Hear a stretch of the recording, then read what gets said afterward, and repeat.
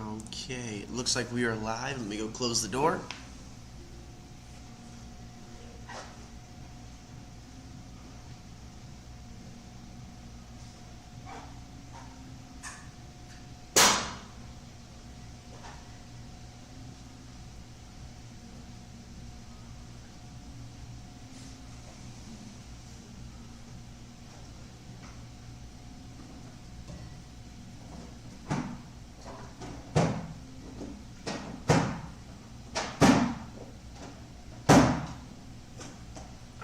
Hello everybody, welcome to another camera class. My name is Saxon, your host. Today is going to be beyond the traditional camera. Let me pull that up for us.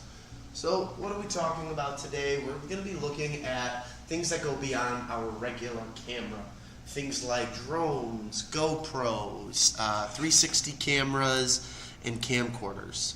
Items that might not necessarily be your main camera that you're using, but will become a part of your arsenal if you train it and use it right.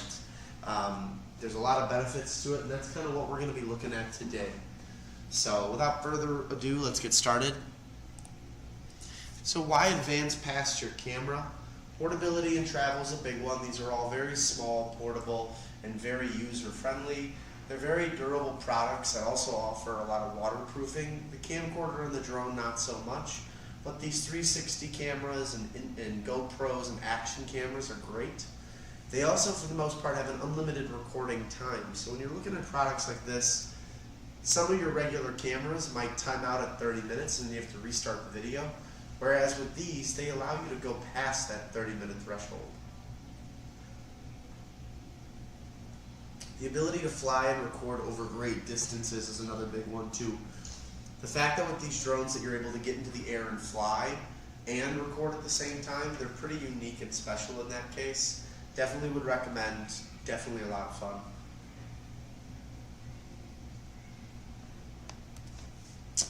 We're going to start off with the same thing I start in the intro to cameras class, which is where do your pictures go, and make sure you have two of them. They're going to be going to a SD card. However, this isn't like most SD cards unless you're using a camcorder. These cameras that we're talking about today are most likely going to use a micro SD card.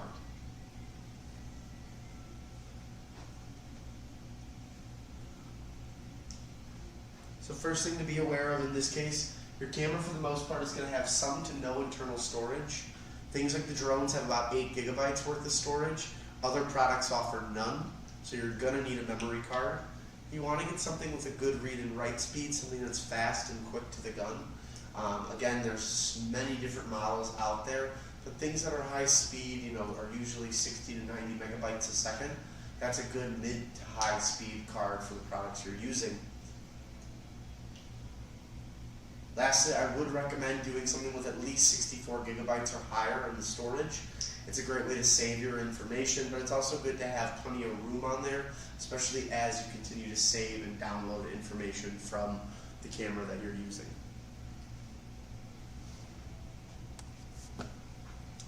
Now, your pictures should never live on your memory card. The way that I talk about memory cards is that it's kind of like a car.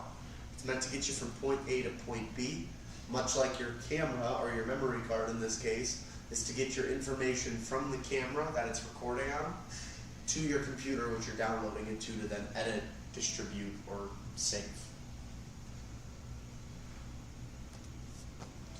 So these are my steps to make sure you don't lose or damage your card or any of your photos or products. Sorry guys, I'm recovering from a cold, so a little under the weather. First and foremost, land your drone, turn the camera unit off. By doing this, you're at least making sure that you're in safe mode before then waiting 5 seconds to then remove the card. This allows for everything to shut down properly, save where it needs to, and again, it's just part of the process to ensure you don't lose any of the things that you just did. Place that into a card reader. Best practice is to remove the card. Try to avoid using the camera to send pics to and from. You can plug your camera in, you can use the apps that are available. It just still is best practice to take the card out and insert it into the computer rather than using the camera.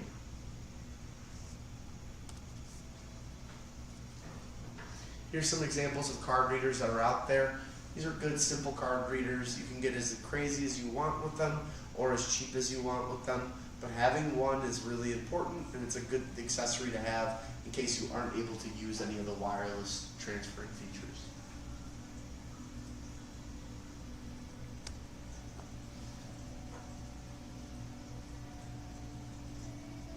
Next up, we're going to copy photos to a destination folder. We don't want to move them, we want to copy them. If we're using Windows, we're using Explorers, and if we're using Mac, we're using Finder to find where our folder is.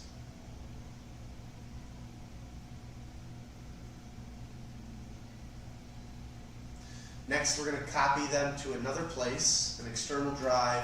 Prime Photos or Google Drive are great options.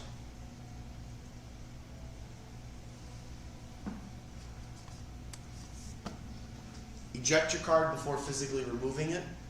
Format card in the camera, and try not to erase it in the reader itself. By formatting the card inside the camera, you're deleting all the old information off and saving the information that's there to the computer in the meantime or prior to this. Will then ensure that everything's downloaded. Once you format, it'll erase everything in the card.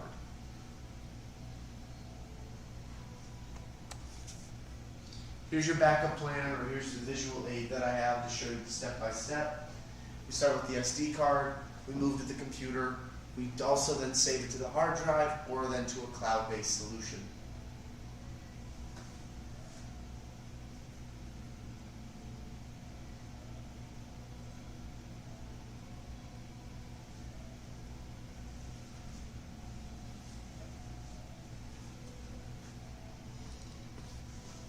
Try cloud-based storage. So again, try Google Drive.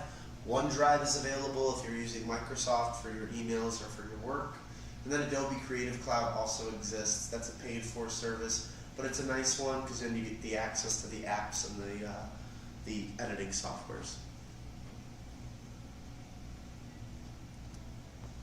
Here's a tour of your device. So now we're going to go through all the individual devices, break them down, talk about the features, and then from there, if you guys have any questions, I'll be able to answer those.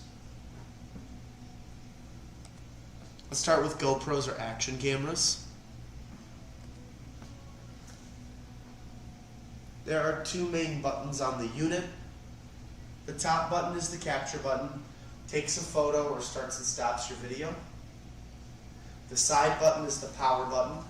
By holding this button down, you will power on and off the unit. You can also toggle between time-lapse photo and video. The screen on this camera is your everything.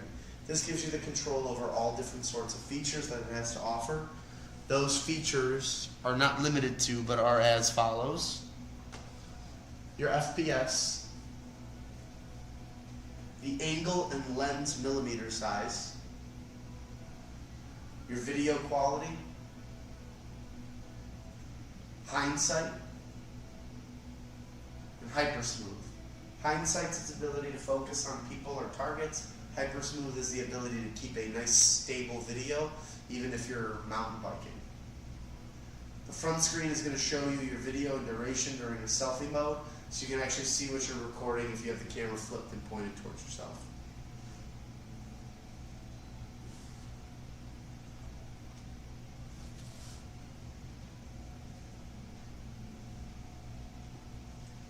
Here are your different modes. So photo allows you to capture stills and frames rather than take videos. Time lapse, the video will record over a duration of time, anywhere from 30 minutes to 3 hours. Then we'll play it back within seconds or minutes. Video, you can record video for whatever duration you want, whatever quality you want, and features like hypersmooth can be added on as well too.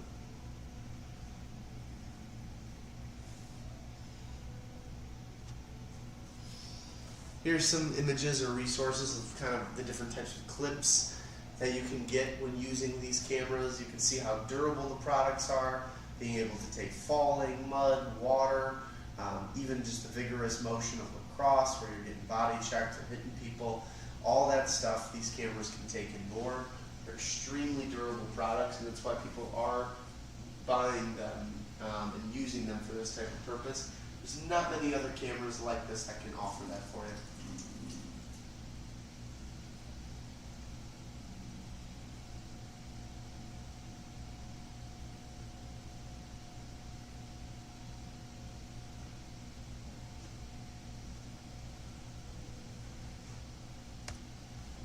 Why use an action camera? And I think these 4 photos are great examples of it. Starting with the top left, there are hundreds of thousands of different accessories you can purchase for these cameras from literally anywhere in the world.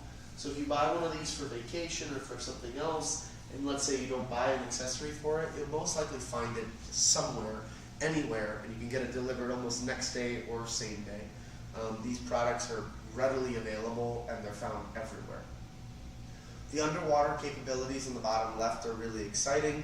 You can go swimming with this, that vacation you and your family are planning. It'd be a fun way to capture videos of the kids or the family as they're swimming, snorkeling, etc. The ability to stabilize the shot in the video, as we see in the top right corner, really shows off how advanced these cameras are. And even if you bobble or you're weaving as you're recording, they'll still hold a steady video. And lastly, I have the dogs digging. The point of view on these cameras is really fun and exciting. I did this with one of my dogs once, and you can see the floppy ears as they bounced around. It was really fun. So, tons of different reasons why you could get into this.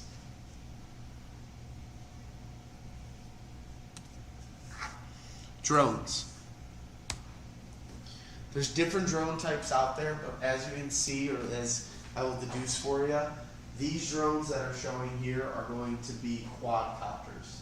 Quadcopters are exciting and really cool. Reason being is that they're the most sold drone on the market for consumers. They're easy to use products. They kind of walk you through how to fly it as you're getting ready.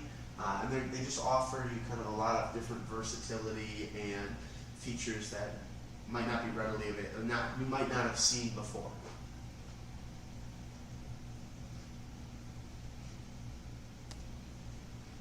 So drone types, you have a single rotor, looks like a typical helicopter.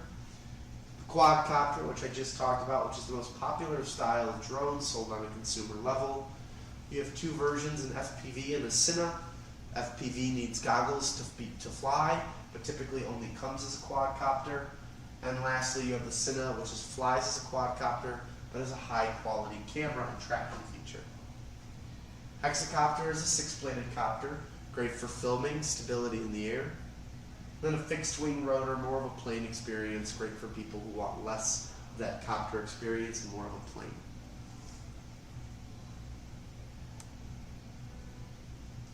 Now there are 2 types of controllers, Pro versus Phone.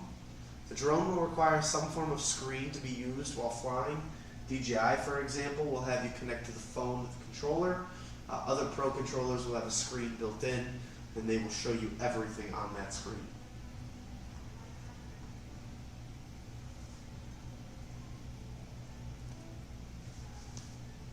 Most controls will have most controls will have the same controls. All will differ though. So again, this comes from most controllers. If you look up kind of just what the standard of flying is. However, some brands might have different features or switches on there that you don't see here listed. Control sticks will be one that you always see. One joystick will control your up and down movement as well as rotation. The other will control front to back and side to side. Antennas point them outwards. These are the connection point between the drone and the controller. Gimbal dial, rotational control over the drone's camera. Record button, clicking this will record or take a picture. Focus and shutter, this will give you the refocus on what you're filming or shooting, or it will give you control over the shutter. RTH gives you the ability to send the drone back to the place it took off from. Do not use if on a moving object. Again, it takes off from where you took off from. So doing this on, clicking that while you're moving is a bad idea, because if you're on the water, it will land right where it took off from, which most likely will be a spot in the water.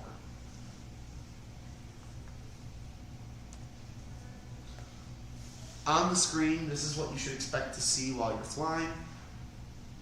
Distance from you and the drone.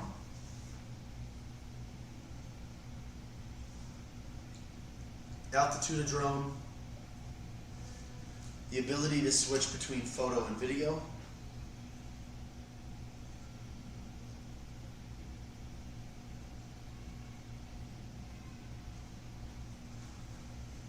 map with geofencing and surrounding area, active track, cancel or start, return to home, the RTH, and immediate land.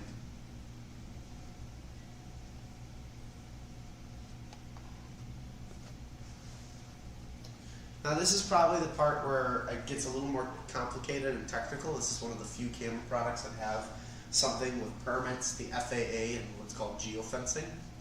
The FAA is the Federal Aviation Association. There are two types of permits that you can purchase for drones. Neither are necessarily necessary unless you meet the criteria, which is important to keep in mind. So if your drone is under 249 grams, you don't need a permit of any kind unless you're doing commercial work for business or pay.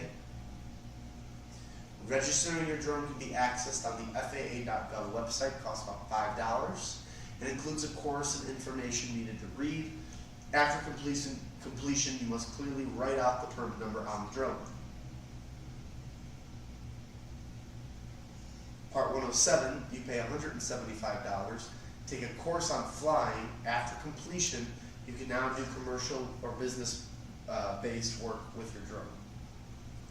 The question you need to ask yourself when getting one of these is what you're doing for yourself or for other people. If you answer for others, then it's for business or for work. Therefore, then you're going to need to require that permit's required in order for you to really take off and do this stuff legally. Again, people go around the rules all they want, but I wouldn't want to be on the opposite side of caught and then being told you can't fly your product anymore. Geofencing, it's a virtual wall. The drone will not allow you to push forward or fly in this area. Typically, the fencing exists by airports, government buildings, national parks, or certain cities and properties.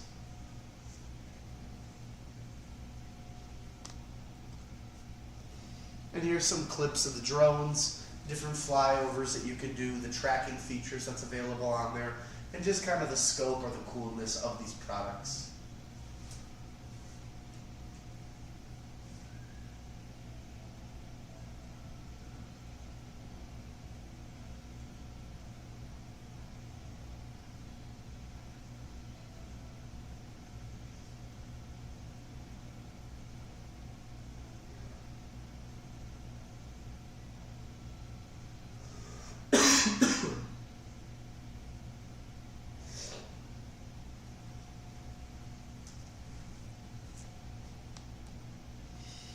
Why use a drone? It's exciting. It can push you to different limits into different areas that you probably weren't familiar with in the first place. It offers cool aerials. It offers really exciting and easy usability menus. And overall, it's just a fun product to add to your arsenal of camera usage that you might never see or might never have seen before. So overall, very exciting product.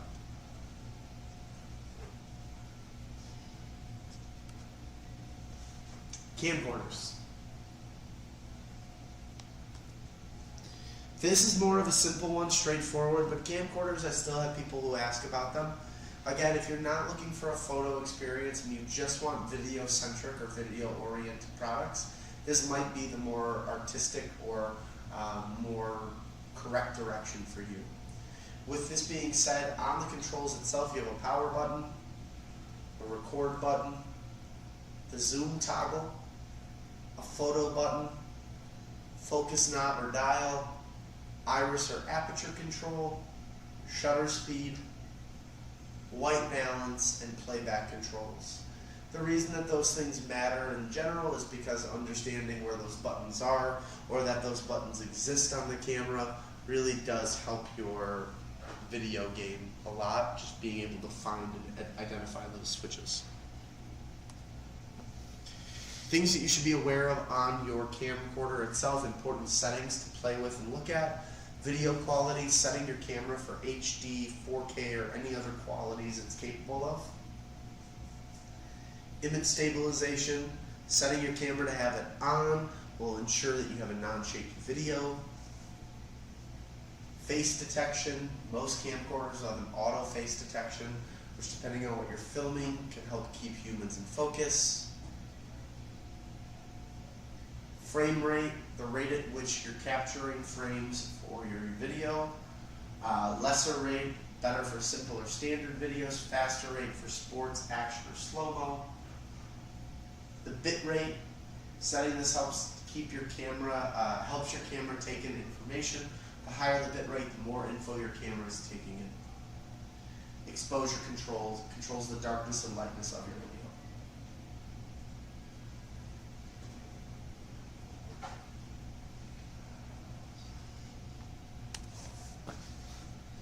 Why use camcorders? Again, if you're video-centric, they're very artistic, they're very directional, they're easy to use, and overall they're handheld. There's tons of different professional accessories you can add to the mix too, like microphones or grips, which really make you more of a director and less of a photographer. So again, depending on which direction you're going in, a camcorder might be a great option, or at least an FX line camera that is more video oriented.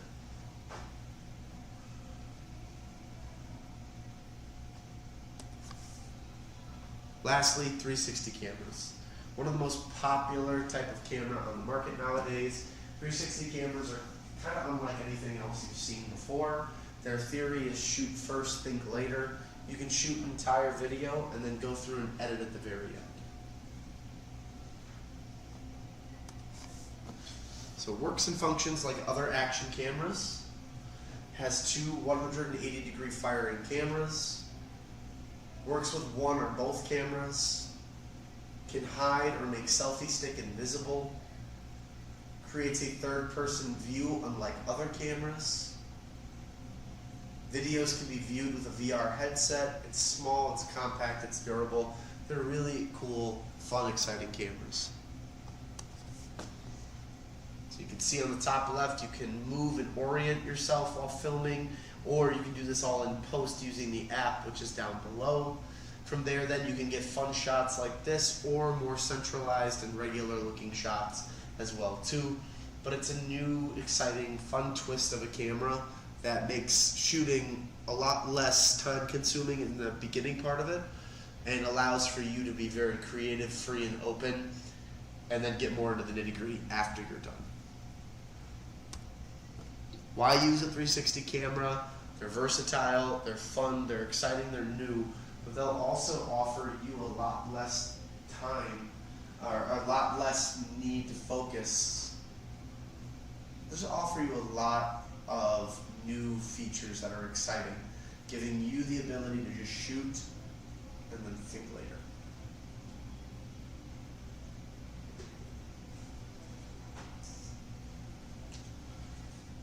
Alright. Guys, that's all I have for you this Thursday.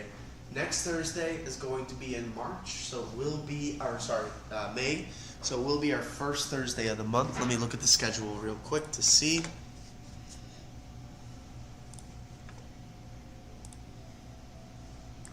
Next Thursday is March 1st. That's going to be our Intro to Cameras class. So I'll be making sure that we're going to go through our basics. That is probably the longest class out of the ones I offer. But again, that should give you guys the information you're looking for, the very beginners of the camera people. So yeah, definitely recommend coming to that if you have time. That'll be May 1st. Guys, I'll stay on for about another 6 minutes or so. If anybody has any questions, I can stay on longer too and answer those if needed. You can ask me anything camera related.